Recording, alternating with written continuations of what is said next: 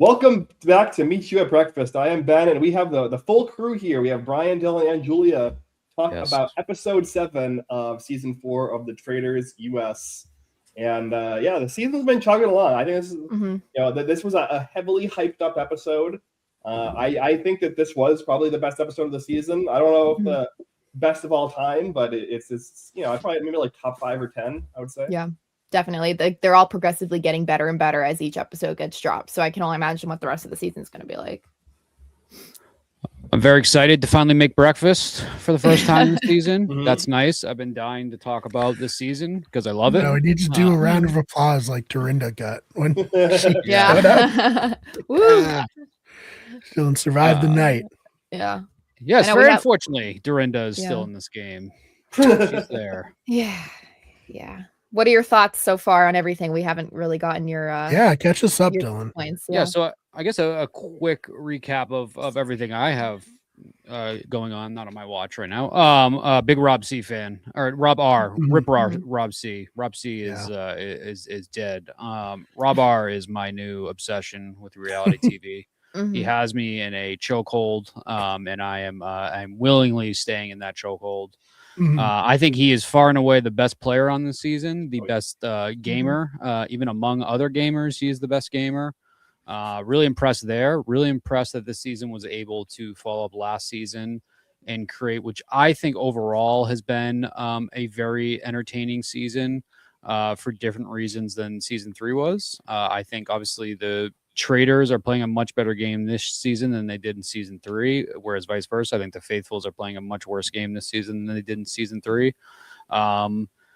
Really enjoying it. Like, I'm surprised because I was not as hyped for this cast as I was for season 3. That the cast alone was the only reason I got into Traitors for season 3 to begin with. So I'm very happy about that. I have, along with Rob R, like right there, he's Love Island, right? That was where he was from. Never imagined myself falling in love with another man from a show called Love Island, but here I am, rooting for him all the way. Loved Ron. Very sad to see Ron go, but I kind of think that story that has come from Traitors with Ron and Rob R, and also some of the not so good things that we've learned from Ron since he's been talking in his media post being cast out. Some of that drama has been great. Obviously, this episode was fantastic. I agree. I don't think it was necessarily better than the buildup we had with Boston Rob and Bob the Drag Queen, but it was still, I thought, very, very satisfying. I thought it was great, episode 2 beginning to end, kind of just to catch us up to this episode now. So, I'm psyched to talk about it. I was a pro Michael Rappaport guy, but I think that the game itself is better for him not being in it. But I do miss some of his just ridiculous. Like I think I compared it to going to the zoo and seeing an ape throw feces at the wall was pretty much what Michael Rappaport was, and sometimes that's fun. So. Yeah, I'm really enjoying this season a lot. I have high hopes for the end of it. I think that war has been declared in the turret, so that's going to be really fun. And I'm glad to finally be sitting down at breakfast with my friends to talk about it. Nice. Now, controversial question for you: do you miss Tom Sandoval, or are you happy with your Rob R. Rappaport kind of vibe instead? No, I missed Tom Sandoval every single day. I don't see him either on TikTok and you're the only one.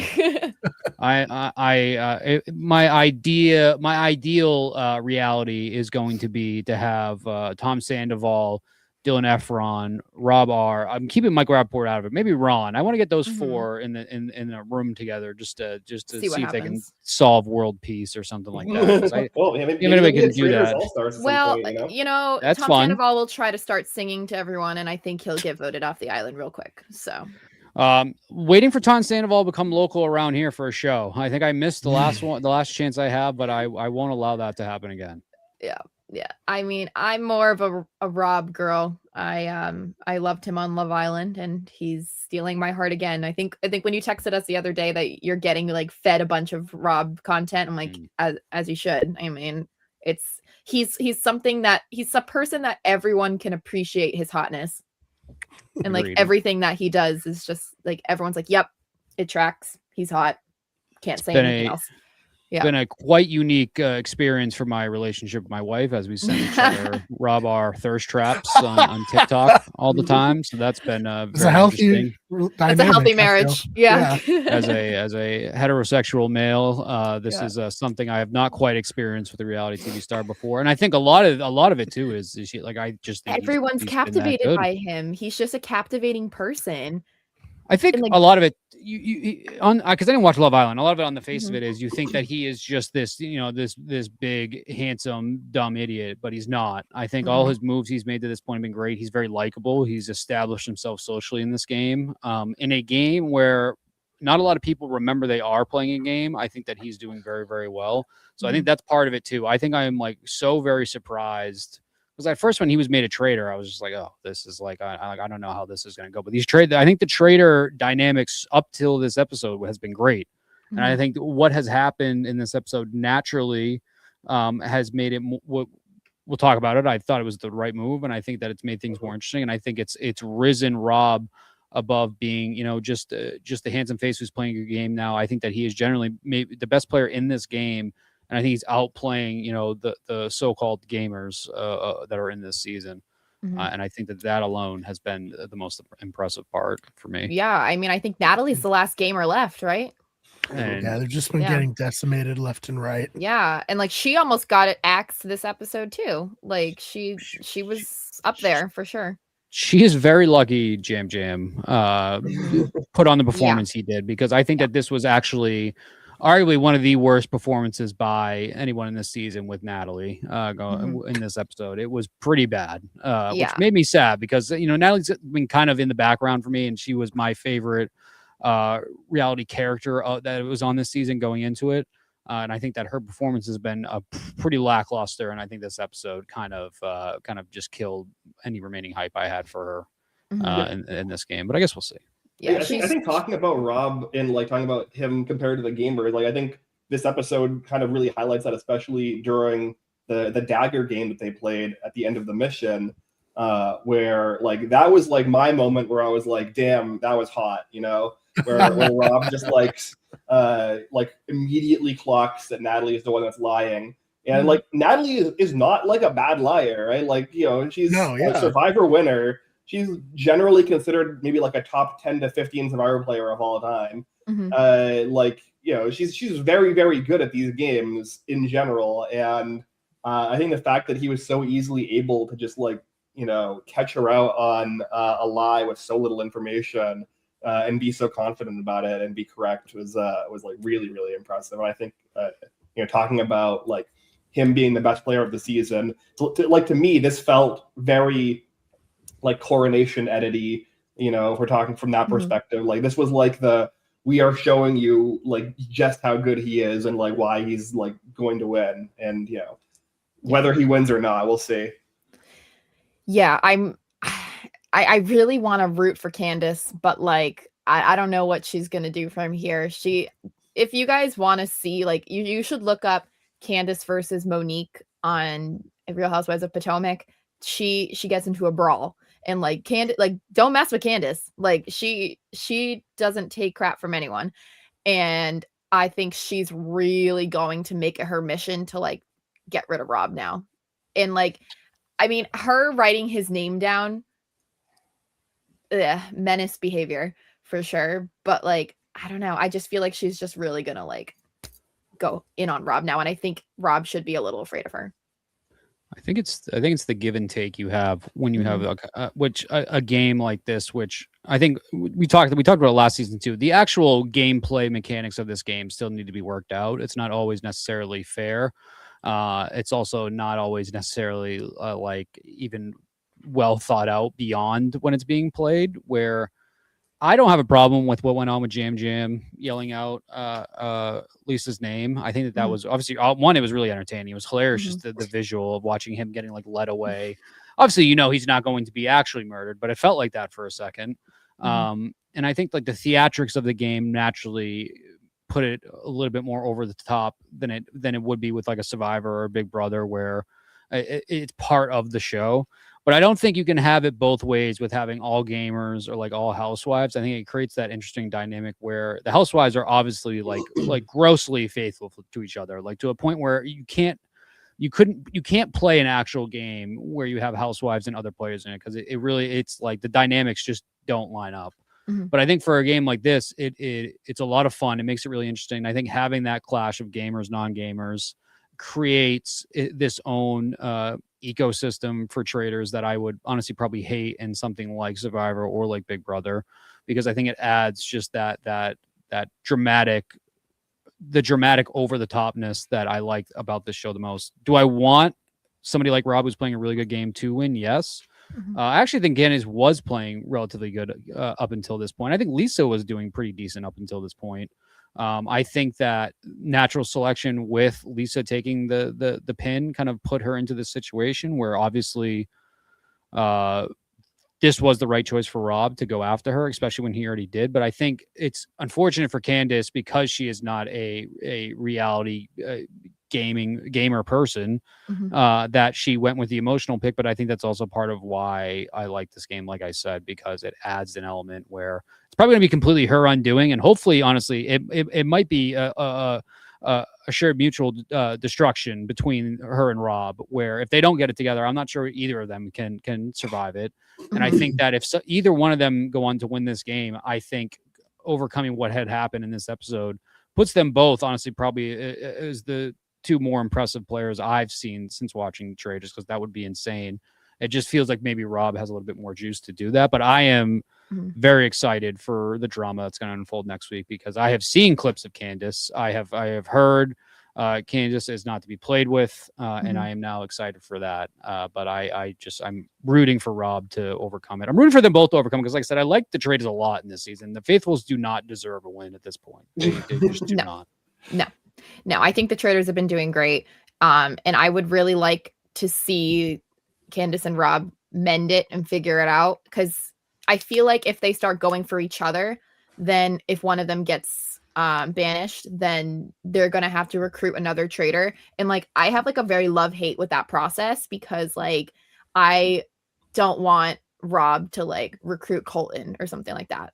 Like, no, I can't. And so, but I feel like Candice, if she had to recruit someone, I feel like she would recruit someone good and then kind of keep them and then nix them at the end. I feel like that would probably be her only chance of winning. But I think Rob probably has a better chance of winning than she does, because Candice is strategic minded in a like dramatic sense. Rob is just straight up strategic. So I feel like he's gonna work this in his favor. And I'm curious to see if Candice can actually go after him instead. Yeah, I think that her voting for Rob at the round table was she did vote for Rob, right? Yes. Yep. Yeah. She was the only one. I was like, okay, well, why would she do that other than if they were both traitors and Rob was betraying?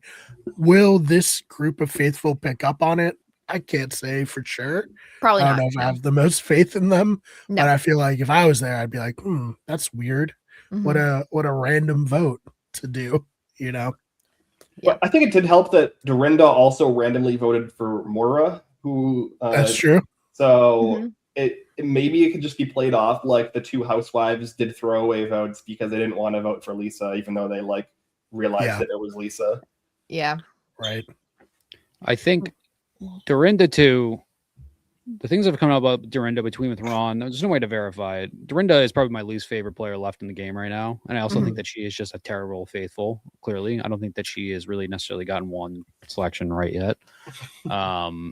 That's a point I didn't necessarily fully consider until now, Ben, that I guess like you have one housewife out. I think it was brought up by somebody in this episode. I think maybe Colton, even though Colton just throws everybody's name in every possible scenario out, so he doesn't get the credit in my eyes, that it's a potentially an all housewife turret, which if you like kind of do the math after the fact of having Dorinda and Candice both vote for somebody who is who was clearly not the target. I think and when Lisa was, which once again, I loved Lisa. I thought Lisa was Yeah. great. I thought her final confessional was really genuine, which I really enjoyed that too. I thought that she was like the kind of like the iconic traitor of this season, which I think they were maybe hoping Donna Kelsey was going to be, but clearly she wasn't. So props to Lisa. I think Lisa won me over a lot. But back to that thought about the housewives, I am a little bit sick of the housewife thing going on of like being grossly loyal to each other. So I'm hoping that helps Rob, because I didn't really think about that until you said that, Ben, of that throwaway, basically what was a throwaway vote. If he is the player I want him to be in terms of gamer wise, then he needs to capitalize on that immediately. Yeah, that was smart for the housewives to do that though, because people were giving Lisa crap all season for voting Portia. So it's like they didn't want to do the same thing that people were giving Lisa crap for, and it's like they could have voted for her and just gone with the majority, but like people are already in on the housewives sticking up for housewives thing. So like if they voted for her, they would just be adding fuel to that fire. So they probably did the best thing with the throwaway vote. Yeah, I mean, I think that like the issue with like I didn't love the throwaway vote from Cam. I would have preferred her to just vote for Colton. I think that probably made more sense. Yeah. If she was going to not vote for Lisa, because the issue is like, say she accomplishes her goal and gets Rob banished next, which is like already going to be a big hill to climb. Like now that vote followed by Rob being banished as a traitor the next round makes it look like she's a traitor, right? Like, and there's just like very little upside to that. It felt kind of just like a petty kind of jab, more so than like a strategic thing. Like from what I'm talking about like as a throwaway vote with her and Dorinda, like that's more of like how somebody like Rob could play it off and be like, yeah, neither of them wanted to vote for Lisa, they just wanted to get rid of their votes. So I don't know. I didn't love it. It felt like more of an emotional decision than a strategic decision, which I can understand in that moment, being like frustrated that that Rob is turning on Lisa. Yeah, that would be something Candace would do. She would act with her emotions for sure. So yeah. It was also probably the least strategic decision she could have made. So it definitely was an emotional decision. Because like I said, it feels that they are now set up for her more so than Rob. They're definitely now set up to a point where it's potentially going to be what happened at the end of last season with Danielle and Boston, Rob, and Carolyn, where once they started going at each other, it completely unfolded because neither one was willing to kind of budge on that. And I feel like more so now it is going to be way more of an indictment on Candace than Rob. But I just don't think that Candace will allow herself to go down without somehow taking down Rob with her, which it could be entertaining. It'll be frustrating from a gameplay perspective. But then again, like we said, a majority of the gameplay this season has been pretty awful. And I think that outside of what's gone on in the turret, it's been abysmal from Faithfuls. So I think you can have a really fun and endearing season where it's all awful gameplay if it's entertaining, which is what we've gotten to this point. It would be nice to get that entertainment, to have our cake and eat it too, with a gamer like Rob winning it. But like I said, I generally do not want the Faithfuls to win at this point, unless they have a dramatic change. They've just been awful. They've been so off. Colton has been really bad. Obviously, I think it was kind of like a ha he at first.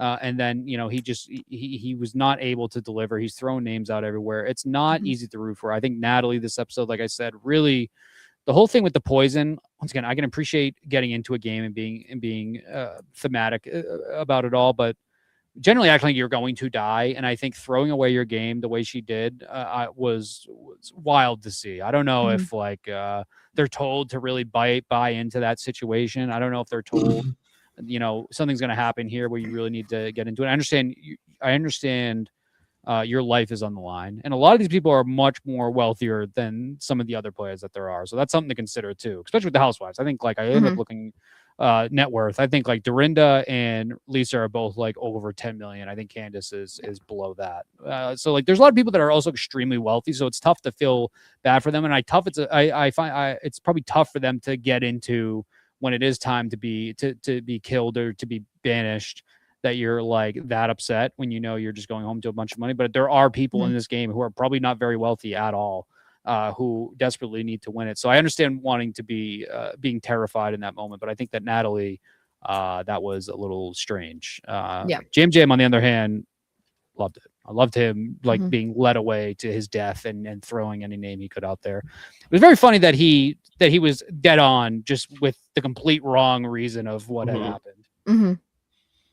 I know, and I watched the clip back of when like Lisa kissed his cheek, and it wasn't like anything crazy different than what she did with anyone else too. So I was like, I wrote in my notes, I said the kiss of death ?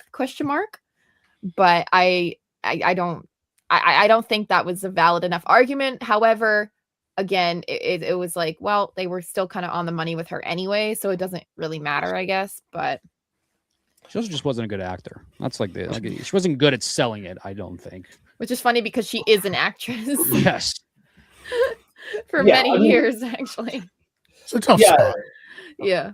It is a tough spot to be on the put in the spotlight like that. I think like she definitely was defensive in a really like kind of in a way that made it seem like she was guilty. But I also can get the frustration if like you're her and like he's right for like he used the wrong formula, did the math wrong, but still somehow got the right solution kind of deal. Like that's probably not a really great way to go out. Like if he had said oh, she made me fix her brooch, like then she'd be like, oh, okay, I got caught. I didn't do my job effectively enough. He figured it out. But like for him to say the wrong reason and still accuse her, I feel like probably is like really right. And he interacted with her like 5 different times. Like it could have been anything. Yeah. Yeah. I mean, on top of that too, like the other thing is when if you are kind of segmented into these little groups that are kind of having their own discussions or whatever, which is what it seemed like was happening, and like maybe that was like the group that was kind of mingling was Lisa and then these 3 people that were on her short list, assuming that short list was real and not like a fabrication of the edit. It's like Jam has basically like limited suspects available to him. If he spent most of his time interacting with Lisa and like very little time interacting with like half of the other people, then it's not a bad shot to take. Yeah. And then also at the banquet, well, first of all, now that we're kind of talking about that, I felt like the banquet was going to be way more like lengthy in the episode. It was pretty like a lot quicker than I thought it was going to be. It wasn't as like extravagant as I thought. I mean, it was fine, but I was also thrown off with people like randomly starting to go after Steven and being like, Steven served me turkey. I'm like, oh no. Like, I don't know. I feel like he's a very random person for them all just to start mentioning. He hasn't really done, I mean, and we haven't seen him do much of anything. So I felt that was a very random person. Like, I feel like there was multiple random occurrences at the banquet. And then Jam was just right on the money with Lisa. Not yes, but no. I did like how they purposely set up certain things like where they were not being served food, I think, right? Because they ended up like eyeing Steven for serving them the turkey, the turkey of death. They had the cards, which Steven also happened to say, hey, somebody go flip those cards. Yeah. Which is like Steven, unfortunately, was just kind of caught in like the worst situations for himself after really not being at the forefront of the season at all. In that moment, I very much would also have probably thought that he was a traitor for a second. In terms of like the kill itself, unfortunately, it really is designed for one person, right? You can have other people feed into it, but like I see a big complaint online that Rob has not done anything as a traitor, that he like didn't help out at all at these the murder in plain sight. I don't really know what you want. Like, you want Rob to be going up to like, hey, go touch Lisa's pin. Isn't that great? Like, that doesn't fit with who Rob has been compared to Lisa and the rest of the game. It's like even Candace really can't. This wasn't the hokey pokey line. What was it? The conga line. The conga line. Yeah. This wasn't even a Hokey-pokey. situation where you can throw something stupid out like that, where it's like, hey, Yeah. everybody go touch each other's pins. And obviously you want to be calculated with who is taking it too, which I think Jam for the most part was a good pick up until he put it together somehow in his head at the end. I think the Jam made sense. Get a gamer out. It's kind of a random kill at that point too, outside of him being a gamer. So I think it all made sense. But I guess I don't know what you want Rob or even Candace to do in that situation. Because I think if what happened, which was Lisa was found out somehow, immediately you're looking at who helped initiate those interactions, which would have been Rob and Candace. I just think, some like this game, I've said the gameplay isn't always fair and it isn't always good. But if it's a gameplay that is unfortunately unfair to one person and not to other traders, I don't think the two of the traders necessarily have to completely bring their game down with the traders just because they're traders. Right. I don't think a lot of people who both watch the show and people in the game realize that a lot of the time. Yeah, I think I've noticed the same thing. We see this as well with Candace a lot herself this episode in her confessionals. But yeah, like also there's a segment of people who think that the Traitors is a team game when it's not. It's an individual game. It's like masquerading as a team game.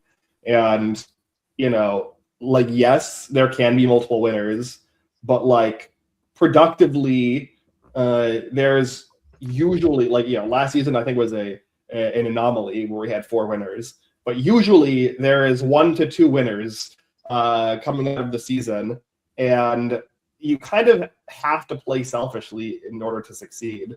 And this is not it's super different than other kind of similar social strategy games where you can't destroy your own game to save somebody who is like already dead, basically. Yeah. And on top of that, in particular with Rob's situation here, even from the beginning with the composition of this turret, like he needed to get one of Lisa or Candace out around this point in order to have any shot of winning, simply because maybe the 2 of them are saying, hey, the 3 of us to the end, the 3 of us will split the win. It's like, you can't trust that. Like, that's just like an unnecessary risk to take if you're Rob, because like if they are going to turn on one of themselves in the end game, it's going to be him. It's him, yeah. So like he needed to get one of them out. Yeah. And it was getting down to it. Yeah. I see a lot of people concerned too that Colton is going to be recruited. I don't think that Rob could have a worse recruit than Colton, honestly. Yeah. The only reason I could see to recruit him is because he's a man. Because like both the traders that have been banished so far have been women. Candace, assuming she gets banished in the next couple of rounds, also going to be a woman. So like from like a meta perspective, Rob might want like a man that he can like push out the door in front of him as a sacrifice. And like maybe that's Colton. Colton certainly has more heat on him than Rob does. Yeah. It's like that's the only He'd be a good argument I can recruitment see. for Rob, I think. Yeah. As a deflection. I just don't want Colton to have the title. Yeah. I think because I think people see potentially that Rob and Colton maybe aren't close, but they have sort of like a bromance going on. I think honestly, one, I think Colton is potentially a smart kill tonight, which I think it's a strong possibility that Colton is the person that is murdered. I think then it gets to a point though of how much of a read does Candace have on Rob and people that he is close to, that he has an alliance with. I don't know if she has that gauge or not, compared to what we see at home.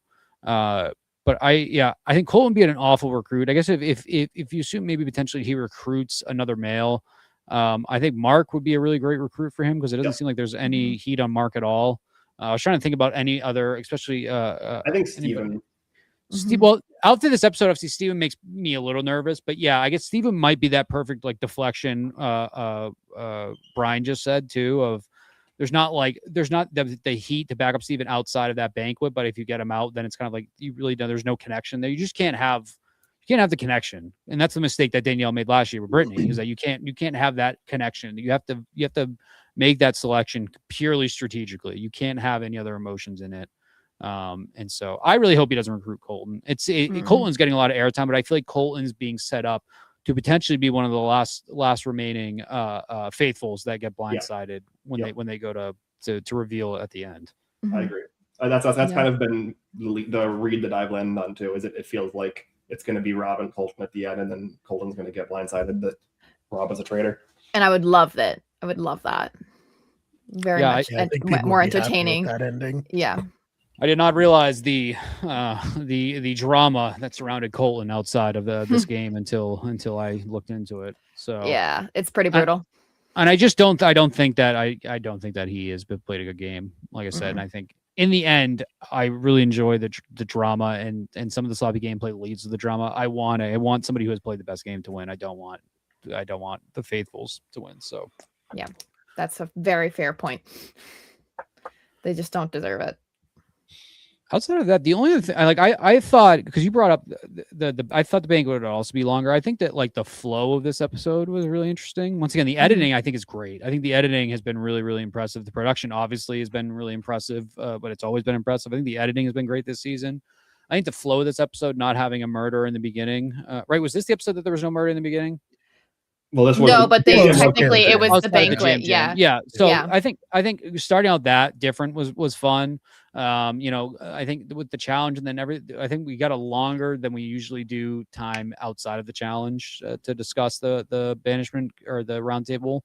So that was fun. I like them mixing it up, but and obviously we're only 4 seasons into the U.S. Traitors. I know there's the UK Traitors that has established itself a little bit more gameplay wise, but it does feel like that they're trying to pull in those audiences from all these different shows outside of just like Survivor and Big Brother. They clearly want to get everybody with the Housewives and Love Island. That they want that audience. It feels like they're probably also critiquing and fine tuning the show before they head into an all non-celebrity cast next season. Which I can dig. I do think that I think everything this season has been more well designed than we saw in season 3. I think that a lot of my complaints last year was like the actual game itself. But I think that the game design this year has clearly gotten better. And like I like them trying this. I like the poison that added an interesting element with Natalie, and with is it Kristen, the chef? Is that that's their name? I thought that was all great, and I think if they can find more ways of doing that, and like I said, sometimes the games themselves are just unfair. That's life. So if there is an unfair game, it is what it is. Sometimes you draw we've seen them in Survivor all the time with losing votes and not being able to and losing votes and people stealing votes and all that. So sometimes games themselves are naturally just unfair. But I think next year is like the real test because we have the personalities and naturally there will be personalities that are born out of the game, but I wonder how this game will do when we don't have like the previous history that some of the players have. But I think it's smart for them to do it now because the show's already gained a ton of following. So for them to do a civilian season is actually going to probably be great because people are going to want to see this. And the civilians, they actually want the money. They actually need the money. So like they're going to do whatever it takes to get the money. So like I would find it very hard for myself to live in a world where Lisa Rinna is winning the game as a traitor against like 2 people that work like regular jobs. Yeah. So I think they saw with Suri winning too. I think that's like I don't think you can have the mixture of both. All those civilians right at the end. Yeah. I mean, it's like Suri's not like a multi-millionaire though, right? Like, she's never won a show before. Like she's playing like appearances and stuff. Like when she played on Big Brother and when she's played on past seasons of Survivor, I mean, it's kind of the same deal. Like especially when she played on Big Brother, it was like she was just Suri on Big Brother, and like all these other people were playing for the first time. So it's like it's kind of a similar concept where like you already have. I mean, granted, both games it's all about her, and it's not like people are keeping her there. So it's still all about social strategy and like getting people to trust you. But since that her estimated net worth heading into that trader season was 500K to $1 million, which obviously like I'll take that. But I think even still, No, relatively that's in the correct. economy, that's Like, not, if it's Not correct an one. insane, yeah. And then also, I think that winning 250K or whatever she ended up winning is still that's a life-changing amount of money, even if you're still a little bit well off. But I think when you get into the millions, when you get into the 5s and 10s of millions of net worth, I think that's when you kind of have to kind of either completely suspend your belief with these people want to win this money rather than just winning the game, or you have to face the reality of we have like a millionaire that is like Hunger Games-ish taking money out of normal people's pockets. Yeah, we got to kill District 1 immediately. They've added too good. And I think to what you brought up though, Ben, if we get into an all-star season where we then have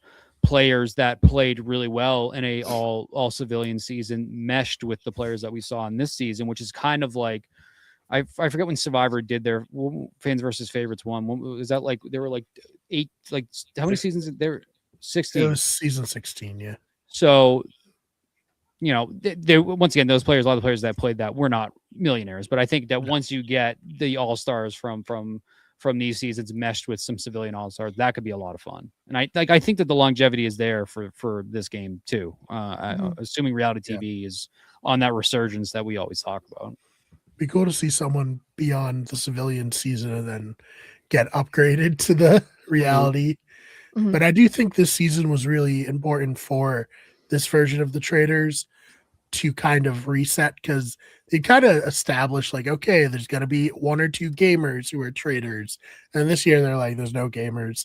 It's housewives and Rob from Love Island. Like, it really brings it back to be like, it could be anybody. Like, Donna Kelsey. Yeah, it could be Donna Kelsey. Yeah. Forgot about her. Sorry. I don't know if you guys picked up on this or talked about it. Donna Kelsey 100% sat out that challenge. Yes, we did. Yeah, we think that she was like kind of a setup to be eliminated. She was on the show for the traction and to just like say that she did it, but ultimately she was not going to be able to do the challenges. So yeah, that makes a lot of sense. Especially this challenge was so hard. Like, it looked terrible. It looks like a challenge from the show The Challenge more than a Traitors challenge. Yeah, no, I think I saw a lot of people complaining about the Jams able to talk after the murder happens as like a game mechanic complaint or like a game design complaint. Dylan said you had no issue with that. I didn't have any issue with that. It was good TV. My game design complaint from this episode was having a mission where the ultimate goal is a really powerful advantage, and then having the mission be extremely physical to the point where like it was literally just all of the men plus Natalie, who was like a beast. So in shape. Yeah. So it's like none of the like less fit women had any chance of winning this advantage, which I thought was like not compelling. I would have given up halfway through for sure. Yeah. Just take my rocks. Just take them. Yeah. I think they need to mix it. I mean, they do have more that are like puzzle driven, but I feel like a lot of the times those are more team oriented than when you, to your point, Ben, when you have a very powerful advantage when that's on the line. Naturally, we've seen other game shows too, though. Sometimes there are physical challenges versus mental challenges. But I agree. I think when it comes down to this, there has to be some sort of buff, either for the players that are not as physically gifted, or vice versa for players that are not good at puzzles and challenges like that. I agree. Like I said, those are the things that I think that they have to work out. I don't think maybe, but if you want the mixture of, you don't want all young people that are young and like decently in shape. Like you want the mixture of having old, young, blue collar, white collar, like you want that. And I think if you need that, you have to figure out a balance with these challenges. And a lot of the times the challenges are just not important, right? It's adding money.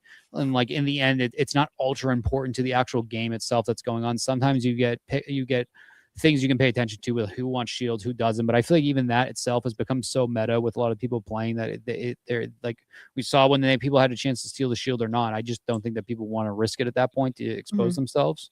There has to be something. They got to figure that out, because it can't be like that every time. I'm not saying they have to have survivor level challenges where people are up there for hours, because I don't think a lot of these people that are playing would want to do that. But maybe when we have a full civilian season, maybe they will. And don't get me wrong, I don't mind really physical missions. I just didn't like that they had a really physical mission tied to a really powerful advantage. Mm-hmm. Yeah. I think, like, if you're going to have an advantage like this tied to the mission has to be the mission has to be a little more equitable. Mm-hmm. I agree. Definitely. Yeah. That's about it. Yeah, pretty much. Anything else we didn't touch on that you guys wanted to? Just that Lisa Winna walked out like a queen. Yeah, she's She fun. did her whole like bye and bless her. I think everything about Lisa's exit was great. I think that I when she was out, so it didn't matter. I don't think she's holding on to the bitterness that I would assume somebody like her might have. I think that she really seemed like she enjoyed playing it. I think that final confession, like I said, was great. I think that was very, very genuine from somebody that I imagine lives in like a somewhat very superficial world a lot of the time. So I think that was really cool. No, I think, I'm very excited for Rob versus Candace. I don't think that it's something that is going to resolve. I think it's something that is going to be the last man standing between the two of them. Seems like there is some like social media stuff going on between them. Not sure if you guys saw that. Don't really want to talk about I saw a little bit of it, yeah. Because I do think that it's somewhat of an inclination of what goes on.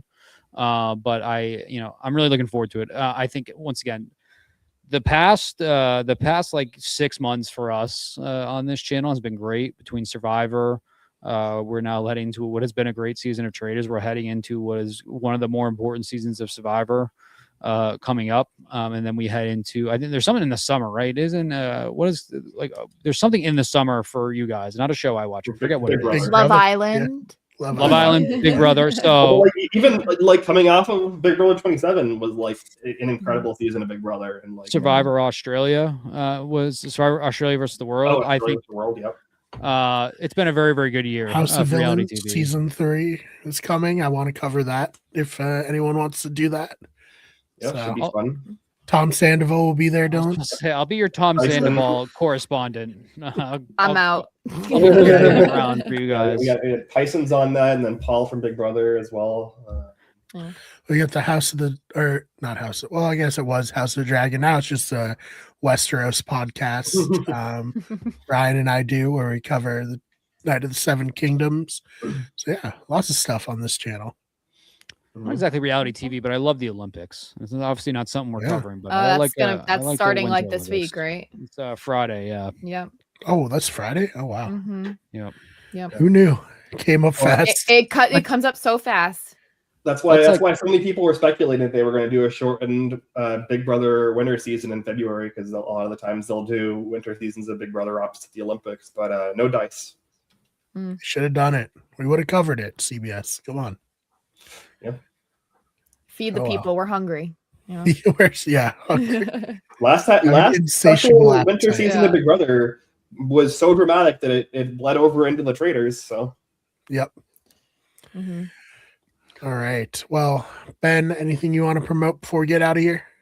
No, I mean, very excited for the rest of the season. I think that hopefully the heat that it's brought so far continues. We got less than a month left of the season, and then less than a month left before Survivor 50, which I'm also extremely excited for. Same. Julia, same thing. Floor's yours. I will be dropping episode 2 of my new podcast, The Shore Thing, on Spotify, hopefully in the next couple of days. So we're excited about that. Hell yeah. Yep. And Dylan, anything you want to promote? Once again, the blindsiders outside of this podcast and my family are the 3 most important things in my life. Season 50 is ramping up. We are less than a month away. We have been getting kind of a treasure trove of pregame stuff that I'm like trying to consume in moderation, not to 1, oversaturate myself with these players, and 2, kind of just to extend it out to February 25th. But I am very excited for that, and I think that that is going to be a great season for our podcast. I am like fingers crossed. I think that's going to be a great season for Survivor. And it's just it's kind of the pinnacle of the hard work we've done leading up to this point of being consistent with these podcasts. I think having a very major season of reality TV like that happen is going to be a lot of fun for us. So I'm looking forward to that. Yeah, crazy long stretch of no All-Star seasons for us to cover. But now it's finally here, so very excited for that. As for me, main channel, Wicked Everything, Those Fake Nerds for nerd pop culture news, Wicked Sports for sports news. This is, of course, Better Radio, and we also have History's Wicked. So thanks for checking these all out, and we'll see you in the next one.